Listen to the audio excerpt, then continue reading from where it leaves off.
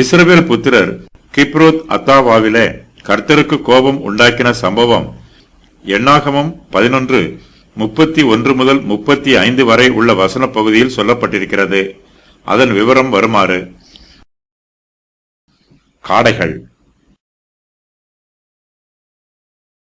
அப்பொழுது கர்த்தரிடத்திலிருந்து புறப்பட்ட ஒரு காற்று சமுத்திரத்திலிருந்து காடைகளை அடித்துக் கொண்டு வந்து பாளையத்திலும் பாளையத்தை சுற்றிலும் இந்த பக்கம் ஒரு நாள் பிரயாணம் மட்டும் அந்த பக்கம் ஒரு நாள் பிரயாணம் மட்டும் தரையின் மேல் 2 முழ உயரம் விழுந்து கிடக்கச் செய்தது. அப்பொழுது ஜனங்கள் எழும்பி அன்று பகல் முழுவதும் இரா முழுவதும் மறுநாள் முழுவதும் காடைகளை சேர்த்தார்கள். கொஞ்சமாய் சேர்த்தவன் 10 ஓமர் அளவு சேர்த்தான். அவைகளை பாளையத்தை சுற்றிலும் தங்களுக்காக குவித்து வைத்தார்கள்.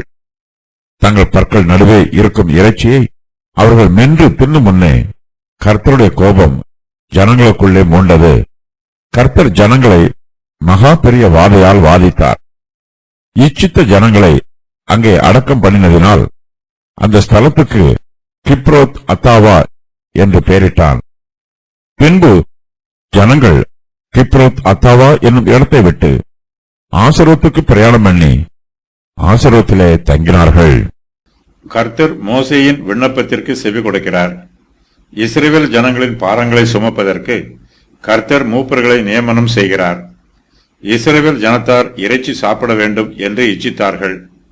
கர்த்தர் அவர்களுக்கு தம்முடைய வார்த்தையின் பிரகாரம் இறைச்சியை புசிக்க கொடுக்கிறார். அப்பொழுது கர்த்தரிடத்திலிருந்து புறப்பட்ட ஒரு காற்று சமுத்திரத்திலிருந்து காடைகளை அடித்துக் கொண்டு வந்து பாளையத்திலும் பாளையத்தை சுற்றிலும் இந்த பக்கம் ஒரு நாள் பிரயாணம் மட்டும் அந்த பக்கம் ஒரு நாள் பிரயாணம் மட்டும் தரையின் மேல் 2 முழ உயரம் விழுந்து கிடக்கச் செய்கிறது.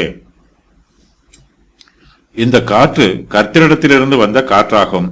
இஸ்ரவேலரின் பாளையத்தை சுற்றிலும் இந்த காற்று காடைகளை அடித்துக் கொண்டு வருகிறது. லட்சக்கணக்கான காடைகள் ஒரே நேரத்தில் வந்து சேர்ந்ததும் மிகப்பெரிய அற்புதமாகும். அப்பொழுது ஜனங்கள் எழும்பி அன்று பகல் முழுவதும் இரா முழுவதும் மறுநாள் முழுவதும் காடைகளை சேர்க்கிறார்கள். கொஞ்சமாய் சேர்த்தவன் கூட 10 கூடைகள் நிறைய சேர்க்கிறான். அவைகளை பாளையத்தை சுற்றிலும் தங்களுக்காக குவித்து வைக்கிறார்கள். ஒருவேளை காடைகளின் இறகுகளை பிரித்து அவைகளை பாளையத்தை சுற்றிலும் குவித்து வைத்திருக்கலாம். கர்த்தரிடத்திலிருந்து புறப்பட்ட காற்று என்பது கீழ்காற்றாக இருக்க வேண்டும் என்று வேத பண்டிதர்கள் சொல்லுகிறார்கள். ஆகாசத்திலே கீழ்காற்றை வரப்பண்ணி தம்முடைய வல்லமையினால் தென்றலையும் வீசச் செய்து மாம்சத்தை தூளத்தனையாயும் சிறகுள்ள பறவைகளை கடற்கரை மணலத்தனையாயும் வருஷிக்க பண்ணி அவைகளை அவர்கள் பாளையத்தின் நடுவிலும் அவர்கள் கூடாரங்களை சுற்றிலும் இறங்க பண்ணினார். சங்கீதம் 78:26 முதல் 28 வரை. காடைகள் என்பது எப்படிப்பட்ட பறவைகள் என்று தெளிவாக தெரியவில்லை. இவை சிறகுள்ள பறவைகள் என்று சங்கீதக்காரர் சொல்லுகிறார். காடைகள் என்பது வெட்டுக்கிளிகளை குறிக்கலாம் என்றும் வேத பண்டிதர்களில் சிலர் விளக்கம் சொல்லுகிறார்கள். பாலஸ்தீன தேசத்தில் வெட்டுக்கிளிகளானது சுவை மிகுந்த போஜனமாக கருதப்பட்டது. இவை காற்றில் குவியல் குவியலாக அடித்துக் கொண்டு வரப்படும். சூரிய உஷ்ணத்திலே இவை எல்லாம் உலர்ந்து போகும். இவற்றை புசிப்பதற்கு சுவையாக இருக்கும். காடைகள் என்பது எப்படிப்பட்ட பறவைகளாக இருந்தாலும் அவை இஸ்ரவேல் புத்திரர் புசிப்பதற்கு இறைச்சியை கொடுக்கிறது. அவர்கள் 1 மாதம் வரைக்கும் புசிப்பதற்கு தேவையான காடைகளை சேகரிக்கிறார்கள். அப்பொழுது ஜனங்கள் எழும்பி அன்று பகல் முழுவதும் இரா முழுவதும் மறுநாள் முழுவதும் காடைகளை சேர்க்கிறார்கள். கொஞ்சமாய் சேர்த்தவன் 10 ஓமர் அளவு சேர்க்கிறான். அவைகளை பாளையத்தை சுற்றிலும் தங்களுக்காக குவித்து வைக்கிறார்கள். இஸ்ரவேல் புத்திரர் இறைச்சியை இச்சிக்கிறார்கள். மாம்சத்தின் இச்சைக்கு கீழ்ப்படிவது கர்த்தருக்கு விரோதமான பாவம். இதன் நிமித்தமாக கர்த்தருடைய நியாய தீர்ப்பு அவர்கள் மேல் வருகிறது. தங்கள் பற்கள் நடுவே இருக்கும் இறைச்சியை அவர்கள் மென்று தின்னும் முன்னே கர்த்தருடைய கோபம் ஜனங்களுக்குள்ளே மூழ்கிறது. கர்த்தர் ஜனங்களை மகா பெரிய வாதையால் வாதிக்கிறார். இந்த வாதையில் இஸ்ரவேல் புத்திரரில் அநேகர் செத்து போகிறார்கள்.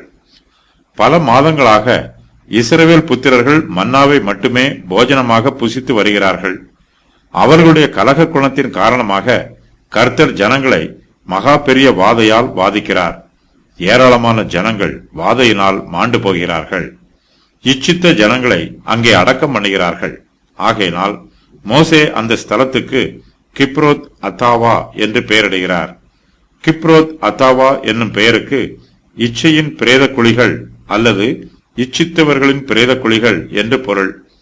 பின்பு இஸ்ரவேல் ஜனங்கள் கிப்ரோத் அத்தாவா என்னும் இடத்தை விட்டு ஆசரோத்துக்கு பிரயாணம் பண்ணி ஆசரோத்திலே தங்குகிறார்கள். சீனாய் வனாந்திரத்திற்கு பின்பு இஸ்ரவேல் புத்திரர் பாளையம் இறங்கிய இடம் ஆசரோத் ஆகும். இது சீனாயிலிருந்து வடகிழக்காக 40 மைல் தூரத்தில் உள்ளது. இது காதேசிற்கு போகும் பாதையில் உள்ளது.